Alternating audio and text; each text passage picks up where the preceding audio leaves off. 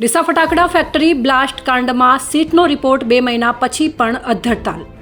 બનાસકાંઠા જિલ્લાના ડીસા નજીક ઢુવા રોડ પર આવેલી ગેરકાયદેસર ફટાકડા ફેક્ટરીમાં ગત 1 એપ્રિલે થયેલા હૃદયદ્રાવક બ્લાસ્ટને આજે 2 મહિના પૂરા થયા છે, જેમાં 23 નિર્દોષ લોકોએ જીવ ગુમાવ્યા હતા.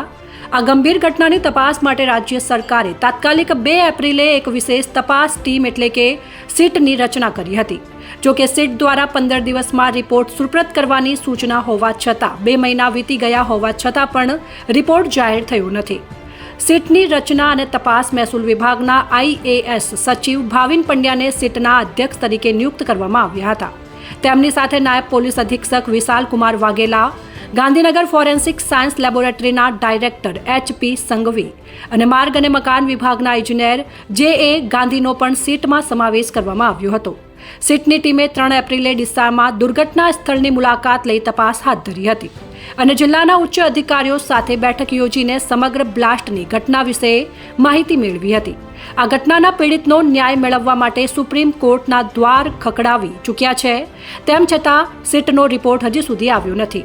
રાજ્ય સરકારે આ કેસની ગંભીરતાને ધ્યાનમાં રાખીને તાત્કાલિક સીટની રચના કરી હતી અને વહેલી તકે રિપોર્ટ સુપ્રત કરવાનું જણાવ્યું હતું. પરંતુ સમય મર્યાદા વીતી ગયા બાદ પણ રિપોર્ટ અધ્ધરતાલ રહેતા અનેક સવાલો ઊભા થયા છે.